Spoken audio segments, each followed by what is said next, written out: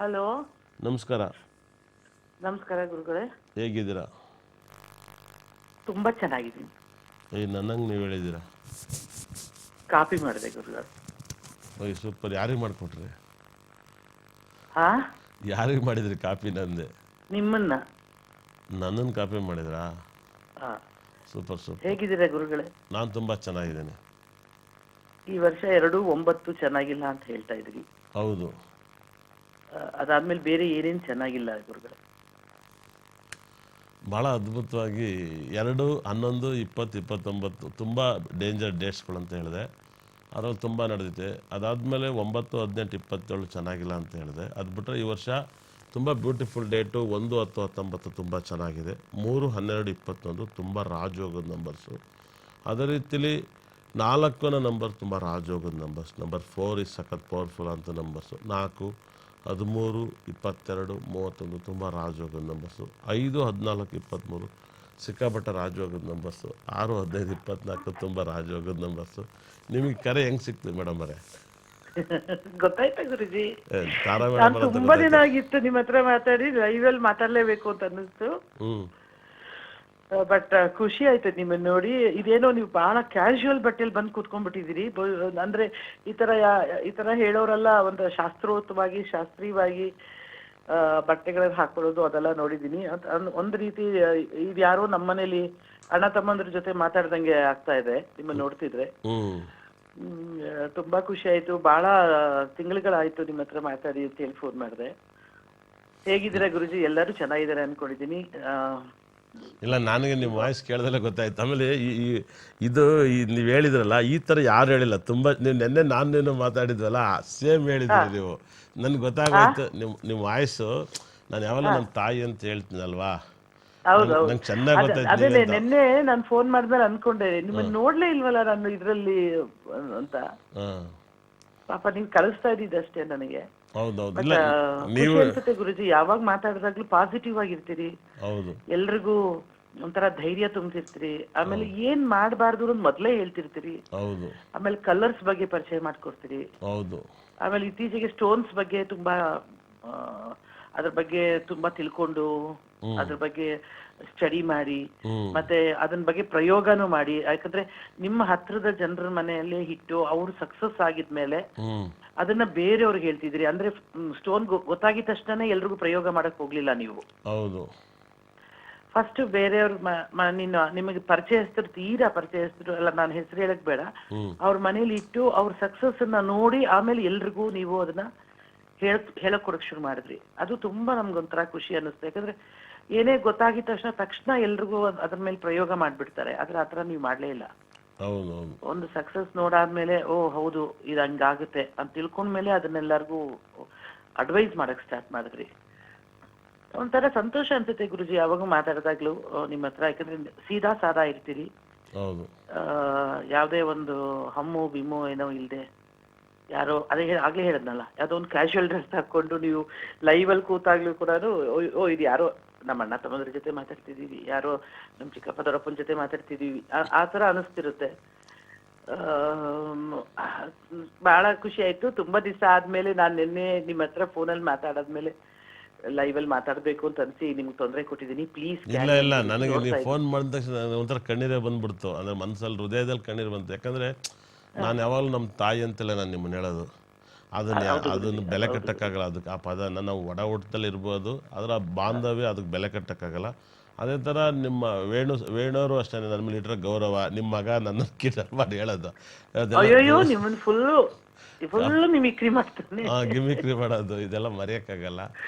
ಹಾಗಾಗಿ ನಂಗೆ ತುಂಬ ಆಮೇಲೆ ಯಾಕಂದರೆ ಇವತ್ತೇನೋ ಇಲ್ಲಿ ಬಟ್ಟೆ ಹಾಕ್ಯಂಡು ಜ್ಯೋತಿಷ್ ಹೇಳ್ಬೋದು. ನೀವು ಫೋನ್ ಮಾಡಿದ್ರೆ ನಾನು ನಾರ್ಮಲ್ ಮಲಗಿದ್ರು ಹೇಳ್ಬಿಟ್ಟಿದ್ದೀನಿ ನಿಮಗೆ ಜ್ಯೋತಿಷ್. ಅಲ್ವಾ ಮೇಡಮ್ ಅವ್ರೆ? ಬಟ್ಟೆಯಿಂದ ಅದು ಹೌದು. ಅಂದ್ರೆ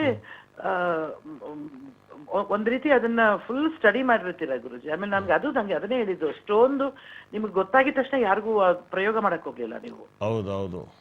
ಅದನ್ನ ಇಟ್ಟು ಇದಾದ್ಮೇಲೆ ನಮ್ಗೆಲ್ಲ ಹೇಳಿ ನೋಡಿ ಹಿಂಗಾಯ್ತು ಹೀಗಾಯ್ತು ಅದೆಲ್ಲ ಆದ್ಮೇಲೆ ಒಂದಷ್ಟು ಜನದ್ದು ನೋಡಿ ಆಮೇಲೆ ನೀವು ನಮ್ಗೆಲ್ಲ ಹೇಳಕ್ ಶುರು ಮಾಡಿದ್ರಿ.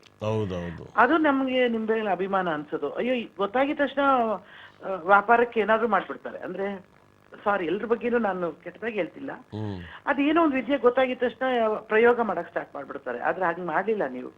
ಬೇರೆ ಹತ್ರದವ್ರನ್ನೇ ಅಥವಾ ನೀವೇ ನಿಮ್ಮ ಮನೇಲೂ ಇಟ್ಕೊಂಡು, ಆಮೇಲೆ ನಿಮ್ ತುಂಬಾ ಹತ್ರದವ್ರ ಫ್ರೆಂಡ್ ಮನೇಲಿ ಇಟ್ಟು ಅವ್ರ ಸಕ್ಸಸ್ ನೋಡಿ ಅಥವಾ ನಿಮ್ಮ ಬೆಳವಣಿಗೆ ನೋಡಿ ಬೇರೆಯವ್ರಿಗೆಲ್ಲ ಹೇಳಕ್ ಸ್ಟಾರ್ಟ್ ಮಾಡಿದ್ರಿ. ಅದು ನನಗೊಂಥರ ಇಂಪ್ರೆಸಿವ್ ಆದ ಗುಣ ಅಂತ ಅನ್ನಿಸ್ತು ನಿಮ್ಮಲ್ಲಿ. ಆಮೇಲೆ ನಮಗೂ ನಿಮಗೂ ಭಾಳ ಹೆಚ್ಚು ಕಮ್ಮಿ 11 ವರ್ಷದ ಸಂಬಂಧ ಇರ್ಬೋದು, ಜಾಸ್ತಿನೇ ಇರ್ಬೋದು ಅಲ್ವಾ ಮೇಡಮ್? ನನ್ ಮಗ ಹುಟ್ಟಕ್ಕಿಂತ ಮುಂಚೆ ಗುರೂಜಿ. ಹೌದು, ಮಗನಿಗೆ 13 ವರ್ಷ ಆಯ್ತೇನೆ ಅಲ್ವಾ? 12-13 ವರ್ಷ ಆಯ್ತು. ಹೌದು, 12 ವರ್ಷ ಆಯ್ತಲ್ಲ. ಹಾಗಾಗಿ 13 ವರ್ಷ ಅಂದ್ರೆ ಹೆಚ್ಚು ಕಮ್ಮಿ ನಾವು ಒಂದು 14 ವರ್ಷದಿಂದ ನಮಗೂ ನಿಮಗೂ ಏನು ಸಂಬಂಧ ಅಂದ್ರೆ ಜಗತ್ತಲ್ಲಿ ಏನೇ ಆಗೋದು ಮುಂಚೆ ಗೊತ್ತಾಗಿರುತ್ತೆ. ಹೌದು ಹೌದು, ಕೆಟ್ಟದ್ದಾದ್ರೂ ಗೊತ್ತಿರುತ್ತೆ, ಒಳ್ಳೇದಾದ್ರೂ ಗೊತ್ತಿರುತ್ತೆ. ನಿಮ್ಮಿಂದನೇ ಅದನ್ನು. ಹೌದೌದು, ಈ ಕೆಟ್ಟದ್ದಾದಾಗ್ಲೂ ಕೂಡ ನಮ್ಗೇನು ಅಂತ ಕೆಟ್ಟದಾಯ್ತು ಅಂತ ದುಃಖ ಇದಾಗಲ್ಲ. ಒಳ್ಳೇದು, ಯಾಕಂದ್ರೆ ಆಲ್ರೆಡಿ ನೀವು ಹೇಳ್ಬಿಟ್ಟಿರ್ತೀರಿ ಇದೆಲ್ಲ ಆಗುತ್ತೆ ಅಂತ, ಸೊ ಮೆಂಟಲಿ ಪ್ರಿಪೇರ್ ಆಗಿರ್ತೀವಿ ನಾನು. ಹೌದು.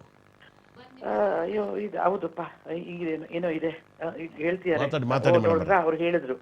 ನಾವು ಮೊದ್ಲೇ ನಾವು ಹುಷಾರಾದ್ರಿಂದ ದೇವ್ರು ಇದ್ ಮಾಡ್ಕೊಂಡ್ರಿಂದ ನಮ್ಗೆ ಒಳ್ಳೇದಾಯ್ತು ಅಂತ ಅನ್ಸುತ್ತೆ ಗುರುಜಿ.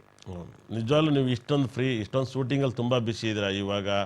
ನೀವು ಮತ್ತೆ ರಾಜಕೀಯದಲ್ಲಿ 2 ಬಾರಿ ನೀವು MLC ಆಗಿರೋದು, ಅದೆಲ್ಲ ತುಂಬಾ ಏನು ಖುಷಿ ಆಯ್ತು ಮೇಡಮ್ ಅವರೇ?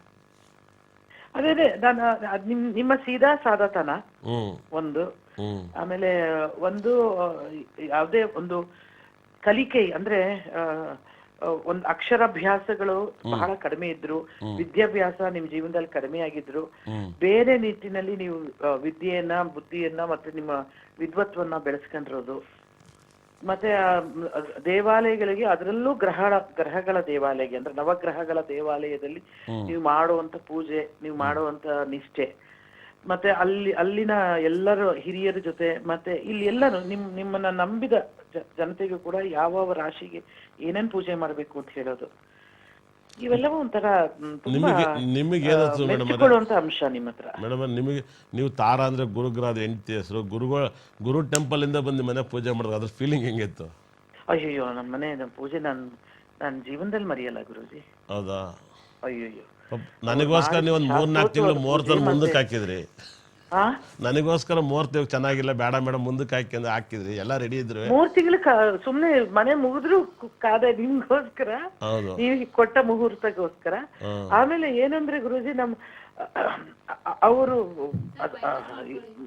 ಖರ್ಚು ಮಾಡಿಸ್ತಾರೆ, ಇದ್ ಮಾಡ್ತಾರೆ, ಅದೇನು ಅಲ್ದೆ ನಮ್ಮ ಕೈಯಲ್ಲಿ ಎಷ್ಟು ಸಾಧ್ಯ ಆಗುತ್ತೋ ಅಷ್ಟೇ ಖರ್ಚಲ್ಲಿ ಅಷ್ಟೊಂದು ಶಾಸ್ತ್ರೋಕ್ತವಾಗಿ ಗೃಹ ಪ್ರವೇಶ ಮಾಡಿಕೊಟ್ರು. ಅದನ್ನು ನಿಮ್ಗೆ ಹೇಳ್ಬೇಕು ಥ್ಯಾಂಕ್ಸ್. ಯಾಕಂದ್ರೆ ನೀವೇ ಅವ್ರನ್ನ ಪರಿಚಯ ಮಾಡ್ಸಿರೋದು, ಕರ್ಕೊಂಡ್ ಬಂದಿದ್ದು, ಮುಹೂರ್ತ ಕೊಟ್ಟಿದ್ದು, ಪೂಜೆ ಎಲ್ಲ ಅಫ್ಕೋರ್ಸ್ ಅದ್ ಮುಂದಾಳುವತ್ವ ವಹಿಸಿ ನೀವ್ ಅದ್ ಮಾಡ್ಸಿದ್ದು. ನಾವ್ ಮರೆಯಕ್ಕಾಗಲ್ಲ ಗುರುಜಿ. ನಾನು ನಿಮ್ಮನ್ನ ಮರೆಯಕ್ಕಾಗಲ್ಲ, ಯಾಕಂದ್ರೆ ಏನೇ ಆಗ್ಲಿ ನಾವು ಒಂಥರ ಪ್ರಪಂಚನ ಮುಂಚೆಲ್ಲ ಮಾತಾಡ್ತೀವಿ, ನಿಮಗೆ ಮುಂಚೆಲ್ಲ ಗೊತ್ತಿರುತ್ತೆ ಬೇರೆ ಟಿವಿಲಿ ಬರೋದ್ಕಿಂತ ಜನಗಳು ಮಾತಾಡೋದ್ಕಿಂತ. ಹೌದು ಹೌದು, ನೀವು ಅಷ್ಟು ಬೇಗ ಆಗಿ ಒಂದ್ ದೊಡ್ಡ MLA ಆಗಿ ಮಿನಿಸ್ಟರ್ ಆಗಿ ನಮ್ಮನ್ನು ಒಂಚೂರು ವಿಧಾನಸಭೆಯಲ್ಲಿ ಕರೆಸಿ. ಕೊರೋನಾ ಬರಕ್ ಮುಂಚೆ ದೇವಸ್ಥಾನಕ್ಕೆ ಹೋದಾಗ ಈ ದೇವಸ್ಥಾನದೆಲ್ಲ ಮುಚ್ಚುತ್ತೆ ಅಂದಾಗ ನಾನ್ ನಂಬೇ ಇರ್ಲಿಲ್ಲ ನೀವು ಮಾತನ್ನ. ಏನಕ್ಕೆ ಗುರುಜಿ ಮುಚ್ಚುತ್ತೆ? ಇಲ್ಲ ನೋಡಿ ತಿಂಗಳಾನ್ಗಟ್ಲೆ ಮುಚ್ಚುತ್ತೆ ದೇವಸ್ಥಾನ ಅಂದ್ರಿ. ಅದಾಗಿ 2 ತಿಂಗಳು ಕರೋನಾನು ಬಂತು, ತಿಂಗಳಾನ್ಗಟ್ಲೆ ದೇವಸ್ಥಾನನು ಮುಚ್ಚಿತು.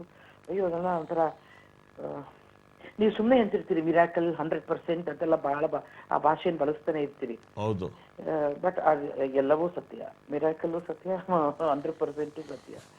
ನಿಮ್ಗೆ ಯಾರು ಗುರುಗಳಾಗಿದಾರೋ ಅಥವಾ ಎಲ್ಲಿಂದ ನೀವು ಕಲಿತಿದ್ದೀರೋ ಅದು ಗೊತ್ತಿಲ್ಲ, ಬಟ್ ನಮ್ಗೆಲ್ರಿಗೂ ಹೇಳ್ತಿದ್ದೀರಲ್ಲ ಅದು ನಮ್ಗೆ ತುಂಬಾ ಖುಷಿ ಅನ್ಸುತ್ತೆ ಗುರುಜಿ. ಸಾರಿ ನಾನು ಲೈವ್ ಅಲ್ಲಿ ಬಂದು ನಿಮ್ಗೆ ಡಿಸ್ಟರ್ಬ್ ಮಾಡಿದ್ನೇನೋ, ಕಾದಿದ್ರೆ ದಯಮಾಡಿ ಕ್ಷಮಿಸಿ ಅಂತ ಹೇಳ್ತೀನಿ. And have a great day, Guruji. Thank you, Guruji. ಇಲ್ಲ, ನನಗೆ ಇವತ್ತು ಮರೆಯಕ್ಕಾಗದ ದಿನ ಇವತ್ತು.